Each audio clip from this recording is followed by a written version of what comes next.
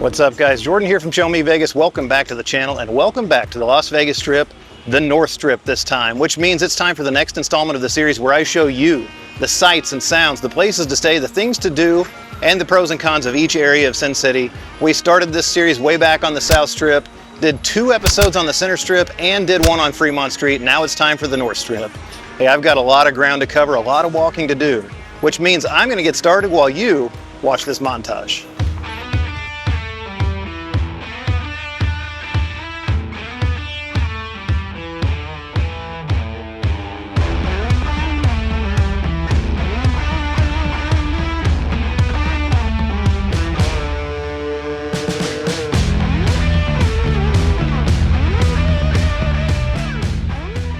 All right, like always, let's define the neighborhood. I left off in this series at Sands Avenue. So the North Strip is anything north of Sands Avenue on Las Vegas Boulevard, starting at the Wynn and stretching all the way to the Strat. Of course, the first hotels on this segment of the Strip are the Wynn and Encore, and they're right behind me. We'll get to those in just a minute, but before we head any further north, I want to go across the street and show you what's on the west side.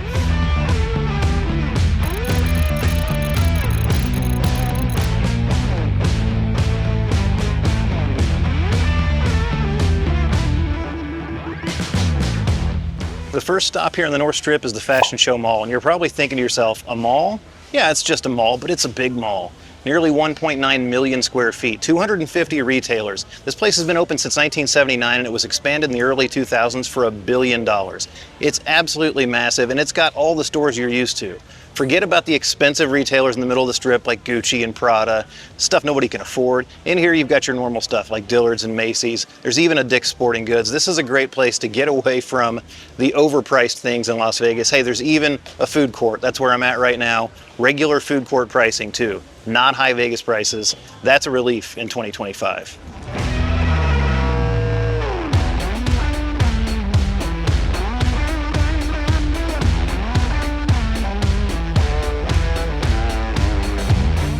Even if you've never set foot inside the Fashion Show Mall, you've probably been here. This is the plaza on the east end of the mall, and this was added in 2003. Right above it, this is the Cloud. This thing is pretty cool and very recognizable. It's 479 feet long, made entirely of steel, and it weighs 1.1 million pounds. That's incredible.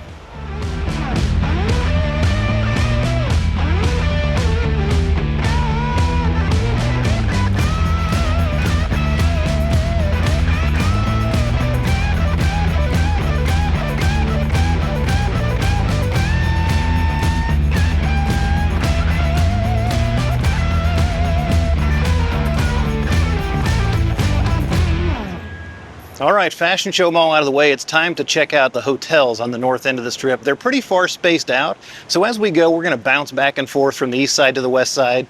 We're going to start with the best hotel in all of Las Vegas. I think you know which one I'm talking about.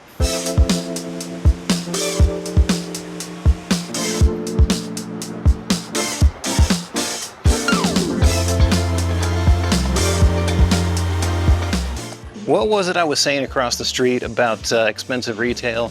Talk about going from the everyman mall to the 1/10 of the 1%ers mall. This is the shops of the Esplanade here at the Wynn, and it's pretty to look at, but don't think I'm going to be buying anything here today.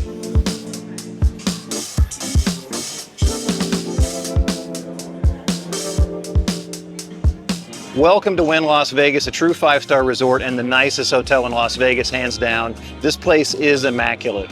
Steve Wynn opened this in 2005 to the tune of $2.7 billion, which at the time was the most expensive resort ever built in world history. Remember that though, that's the first time you've heard that on this tour today, but it won't be the last. Let's go take a look around. I'll show you some of my favorite parts. Parasol Down and Aft Cocktail Deck, 2 great places to grab a drink. And right outside there at Aft Cocktail Deck is the Lake of Dreams. This is the Lake of Dreams, tucked away right off the Las Vegas Strip. This is really cool. They do free shows here at night. You've got this free viewing platform right off the main lobby. Or if you want some fine dining, Pisces is right below us. And right over there, that is the outdoor patio at SW Steakhouse.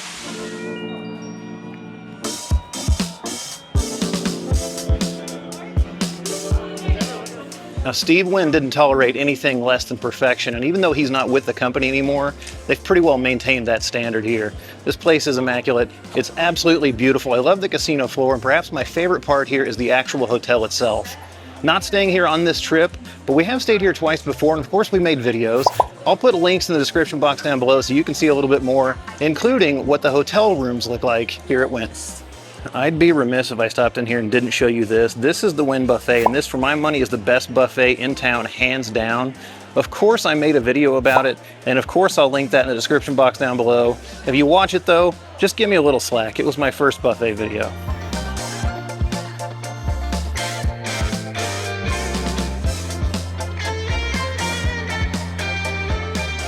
I did fail to mention when we first came in that this hotel sits on the site of a Vegas icon. The Desert Inn used to be on this property, and Steve Wynn bought it in 2000, essentially for his wife's birthday, with the intent in redeveloping it into Wynn Las Vegas. He didn't stop there though. He actually put another hotel on this property. It's the Encore. It's connected indoors to the Wynn, and that's where we're headed next.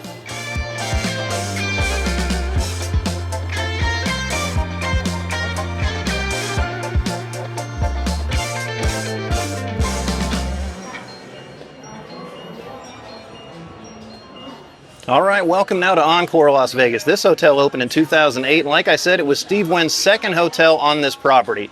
This place is a little bit like Venetian and Palazzo, wherein a lot of people consider it one big resort, two hotel towers. Although, just like over at Venetian and Palazzo, they do have their own registration desks, their own casinos, their own restaurants and lounges. Everything here at Encore is a little bit smaller scale than over at Wynn.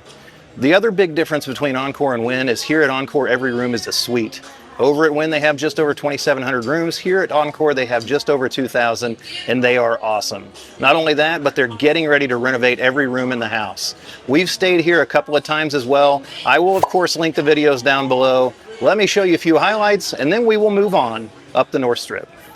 One notable thing here at Encore is the Encore Beach Club. That's one of the most popular day clubs on the Strip.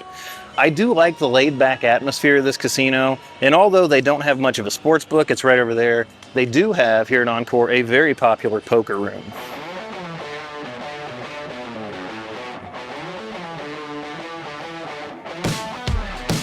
There's not a ton of restaurants over here at Encore, but this is probably the one that gets the most pub. This is Sinatra. It's an Italian restaurant. We did eat there once, and I'm going to be honest, didn't love it.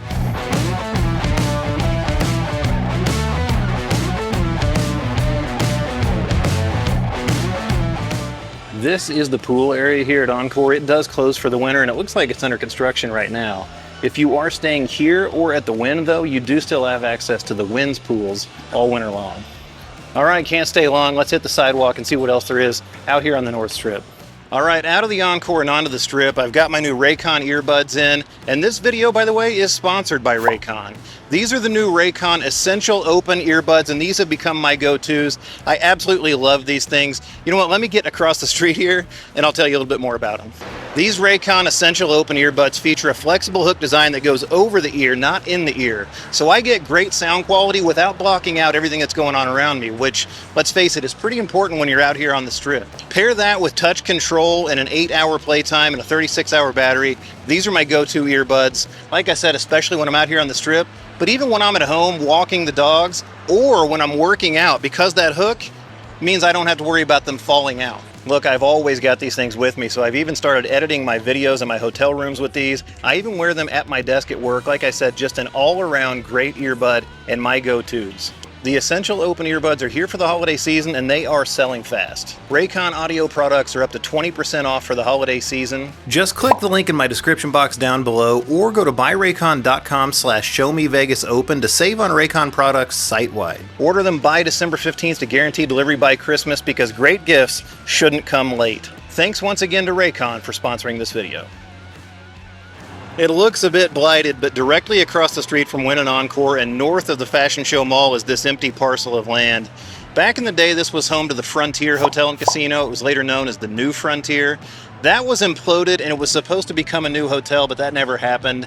This property is now owned by Wynn Resorts, and there have been some rumblings that Wynn wants to put a third property in Vegas on this site, call it Wynn West. Don't think it's going to happen anytime soon because of the state of visitation in Vegas, possibly the economy overall, but one day we might have a third Wynn property right here. This is a long, lonely stretch of sidewalk right here. With that vacant property on the side, there's just nothing between here and the Fashion Show Mall. And one time I walked this back before Resorts World even existed. The empty sidewalk continued all the way up there to Circus Circus. By the way, speaking of Resorts World, that's our next hotel.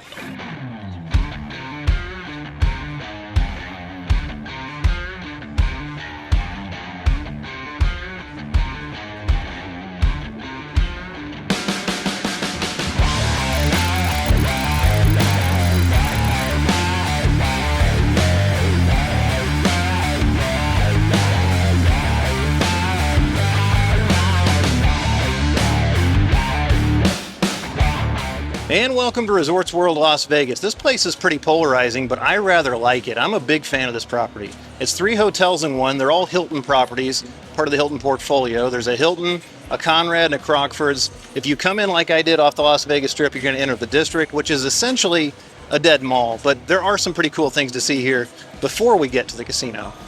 Here in the district is Mulberry Street Pizzeria. This I had last night. It's going in my Pizza Quest Part 4 video, which is going to come out in the future.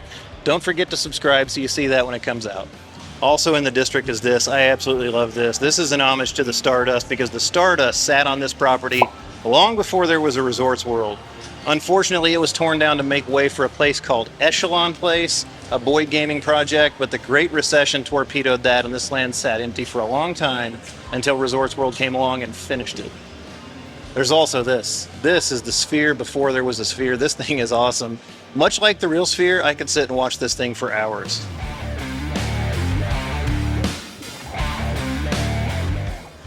This hotel opened in June of 2021 and we were here for the grand opening. A young and fledgling YouTube channel known as Show Me Vegas was here live streaming with all the big channels. I think we maybe had like 50 people watching and we were excited to have that many. We didn't even have 1,000 subscribers yet back then. When this hotel opened, it cost $4.3 billion to construct, which made it at the time the most expensive hotel ever constructed. Told you were going to hear that again. Resorts World is no stranger to the food hall game. They have one of the better looking food halls in town, but probably not one of the best. I find it hard to find things open in here a lot of times. It seems like they have weird hours. It definitely skews more toward Asian food because this hotel was originally going to be heavily marketed to the Asian clientele. They have changed it a little bit though. There's now a burger place, there's a chicken place, there's a barbecue place, and fish and chips as well, but definitely a lot of Asian food options. So this tour is taking a lot longer than I expected. I didn't know how many outtakes I was going to go through. And my batteries, both literally and figuratively, were running down. So I decided to stop here at Famous Food Street Eats, grab some food and some power. I found a table with a power outlet next to it, charged up my batteries on my camera and my microphone, and we're ready to go. What did I get? I got some ramen from Harajuku Ramen. This was $17.75, so definitely not cheap. That's Vegas. What's worse is this Smart Water was $6, but I drank all the water I had in my backpack and I needed it. Really sucks because I'm going to go across the street after this and there's a Walgreens right there. Oh well, you win some, you lose some. Let's go check out the rest of Resorts World and then we will keep moving up the North Strip.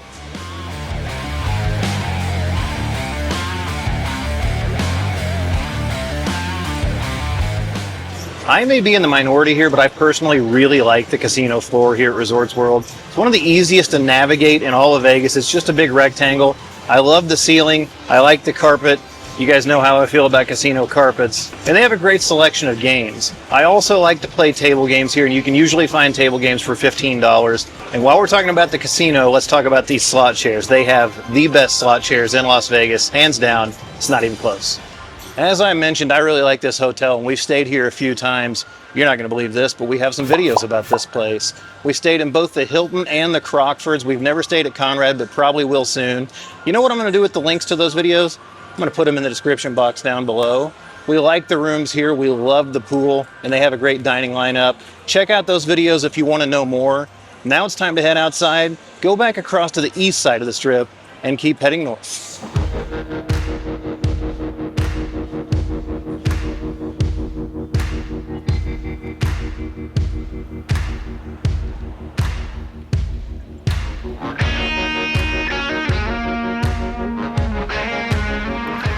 Two things you're going to find over here are Tacos El Gordo, which is right across the street there. And just down past that are Tacos El Pastor. Those two places are pretty highly regarded, although I think Tacos El Gordo is the better of the two. Also over here is a Walgreens, a Denny's, and a Ross Dress for Less, and even the Walgreens is not in very good condition. You know what this area of the Strip reminds me of? Reminds me of that area on the south end that used to have the Hawaiian Marketplace. That area was pretty sketchy too. Now it's Boulevard or BLVD, whatever you want to call it, and it's quite cleaned up. Not the case up here. There's also one other reason I wanted to come to this side of the Strip, and that's to show you this. This is the Peppermill. You've probably heard of it, but if you haven't, it's one of the most famous diners in Las Vegas. It's been open since 1972. It's open 24 hours, and it is classic Las Vegas. They also have the Fireside Lounge in there, and if you've seen the movie Casino, you know that scene where Sharon Stone is sitting next to a fire pit, and they filmed that in there. When I walked by here about 10:30 this morning, there was a line out the door. It is quite popular, but here in the middle of the afternoon, it's not busy at all. So maybe we just pop inside real quick so you can see what it looks like. It's really cool.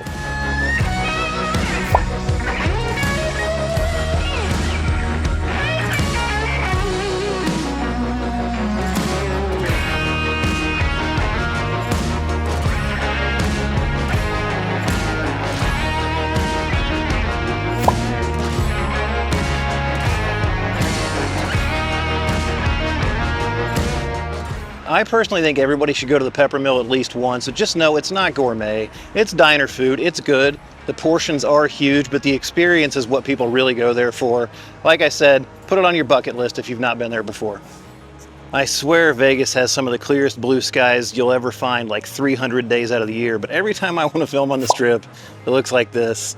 I've said it before, I hate bad B-roll, and this sky makes for really bad B-roll. The gray, dreary sky is fitting for this shot, though. This is the site of the former Riviera. The Riv was an iconic property here in Las Vegas, and it was imploded. Say what you will about its final days, it was pretty much a dump at the end, but it was a classic Las Vegas property. And one of my greatest regrets in Vegas is that I walked right past it in 2009 and didn't go in.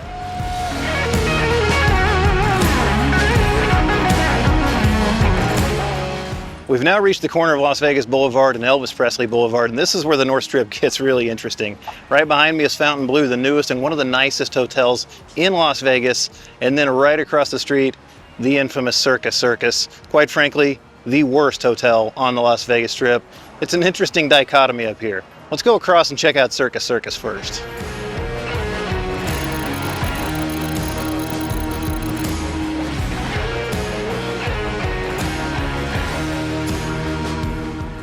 All right, let me start by saying something nice about Circus Circus first, and that's that this porte cochere here on the front is one of the coolest in town. It's so vintage.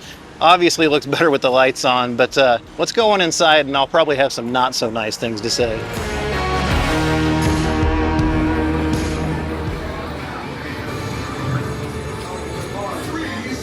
Welcome to the big top. This is Circus Circus Las Vegas. You've almost certainly heard something about it, good, bad, or indifferent, but I bet it's probably bad. This place is truly vintage. It opened in 1968 and it was developed by Jay Sarno. If that name sounds familiar, that's because Jay Sarno was the guy who also established Caesar's Palace. When it first opened, it was just a big top, a circus-themed casino with no hotel. The hotel towers were added later, and if you saw my video from about 2 years ago, the hotel is rough. It's really rough.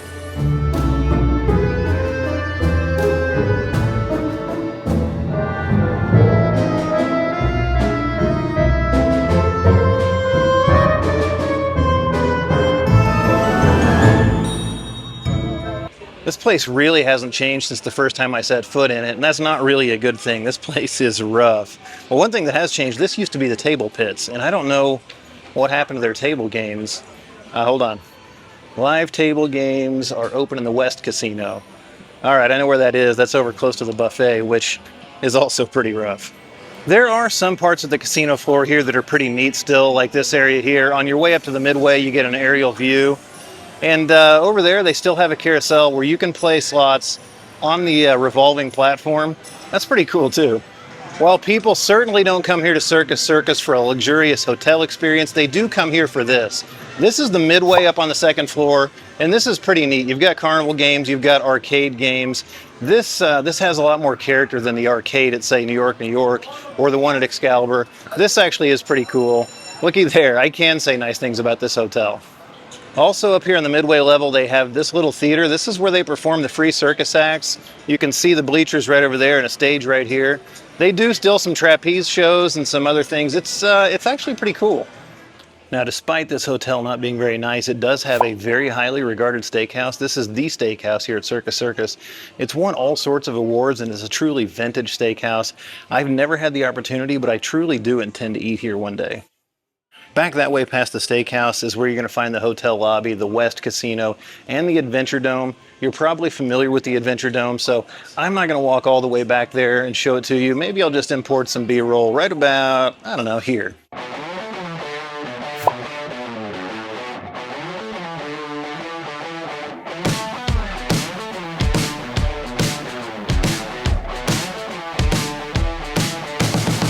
Okay, I will say it was better in there than I thought it was going to be. Tonight's Friday night. I popped in there last night on a Thursday night, and it was bleak. It was dead.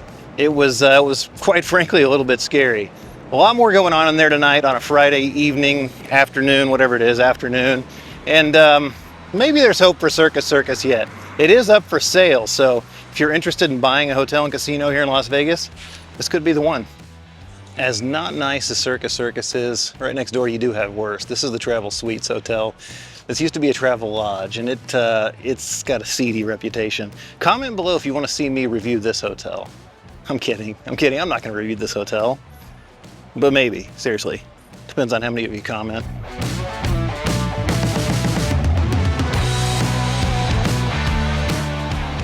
Whew, we're not done yet, but we're getting close. There's only 2 hotels to go. Well, 3 if you count this one. This is Fontainebleau, and this is home for me. I stayed here last night, and I'm staying here again tonight. I'm in the process of making a video about this place. So in this video, I'm just gonna hit the highlights. Let's go inside and I'll show you what makes this one of the best luxury properties in Las Vegas.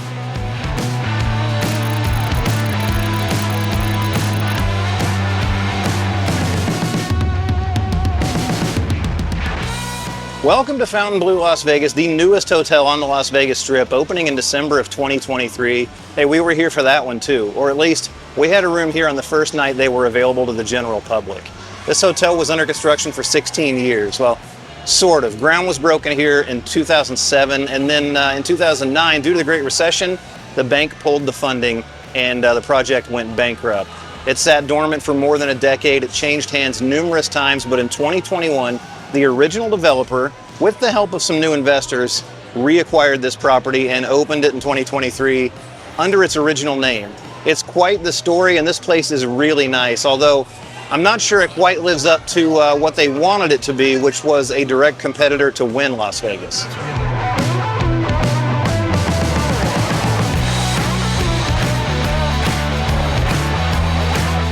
I already mentioned I'm staying here tonight, which means by the time you see this video, there will be an even newer video on the channel about Fontainebleau.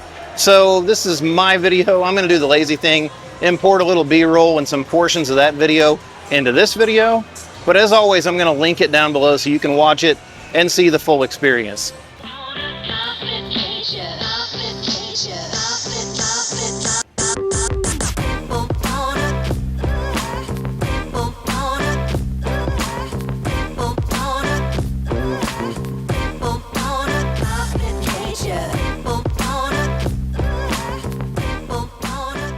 All right, we're almost there. 2 more hotels, but quite a bit of walking to go. Let's continue on up the North Strip.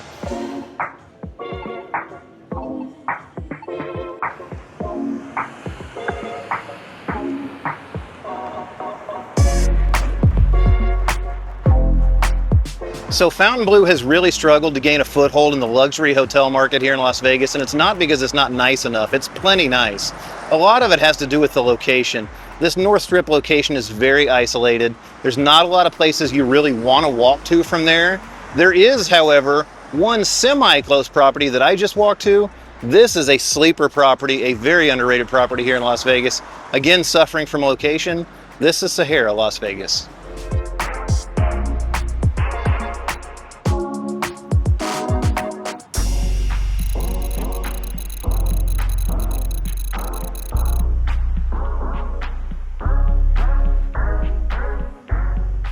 I think a lot of people, and I was one of those people before I stayed here at Sahara, suffer from a little bit of bias because this hotel fell into complete disrepair. by the early 2000s. This place is a proud historic property, or at least was, until the late 90s, early 2000s, and then it became an absolute dump. The first time I ever went in here, it was an absolute dive. But these days, it's really nice. Let's go through these main doors. I think you're going to be impressed with what you see.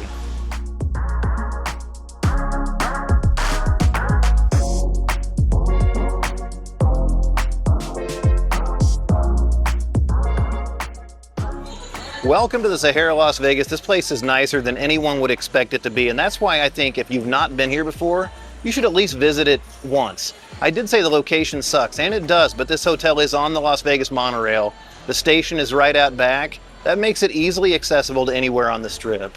This hotel opened in 1952, and it has a proud history. The Rat Pack used to perform here. The Beatles once stayed here. But like I said, by the early 2000s, it had fallen into disrepair. In 2011, it closed and was completely gutted. And when I say gutted, it was down to the concrete.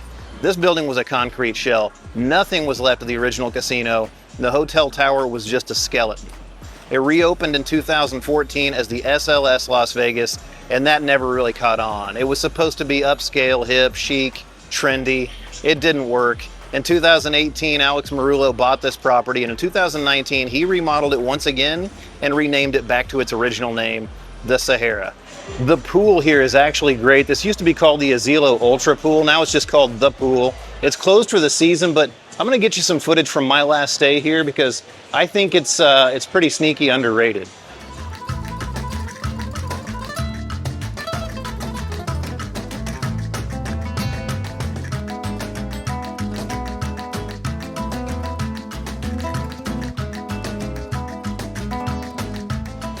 Back here by the main lobby is the entrance to the monorail I mentioned. It's a pretty good hike out to the station, but once you get to the station, an easy ride anywhere down the Strip. All right, there you have it. That was Sahara, and like I said, I was impressed with my stay there. You know what's funny is the time I did stay there, the next night I stayed at the Strat, and I rolled my suitcase up the sidewalk and walked it.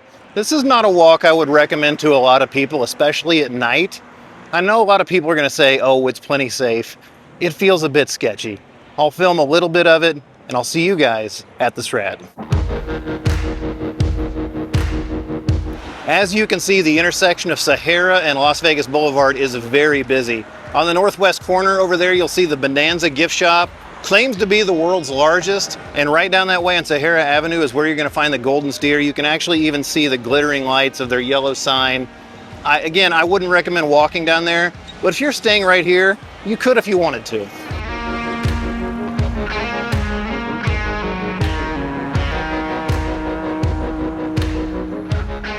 You know, I think one reason this neighborhood gets a bad rap is that place right there. That's the Aztec Inn. That has got to be the seediest casino on the Strip, maybe in all of Las Vegas. That place is rough, and I would pop my camera in there, but I've heard they're pretty strict about filming. Right over here, by the way, the Strat.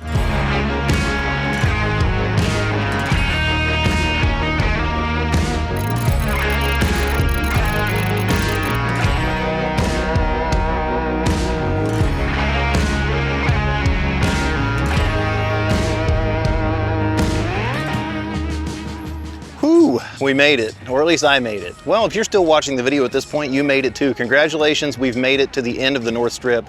A lot of people don't really consider this to be part of the Strip, but this is where the actual city of Las Vegas begins, so I guess you can call this stretch of boulevard still the Las Vegas Strip. This is the Strat, formerly known as the Stratosphere. It's the, you know, the big tower. Let's go inside, I'll tell you a little bit more about it, and then we'll come to the end of this North Strip tour.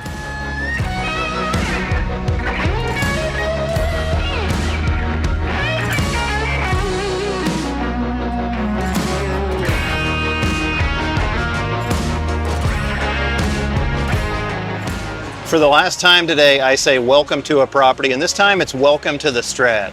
You know, I stayed here last year, and I would say that this property is a lot nicer than people will lead you to believe. But you know what? Location, location, location. Tell you what, at this point, I'm just gonna let voiceover Jordan bring this home because he's gonna have a lot more energy than I do at this moment. Obviously, at this point in the tour, I was absolutely beat, and I'm gonna do the lazy thing once again and just direct you to a prior video. The video I made there about my stay about a year ago did shockingly well, and with all my videos, I give you a complete overview of the hotel. So be sure and check out that video. Link is in the description box down below. Hey, that's it for this one, guys. That's pretty much the North Strip in its entirety. It's a lot bigger than I think people give it credit for. I'm sitting on 19,591 steps today, and hey, I still get to walk back to Fontainebleau after this, so I'm gonna get going. Hopefully you found this video informative and entertaining, and if you did, don't forget to give it a thumbs up. Also, subscribe to the channel. It's totally free, and turn on that notification bell so you get notified whenever we release new content here on the channel. I'll see you in that next video because there's always more for us to show you on Show Me Vegas. See you guys.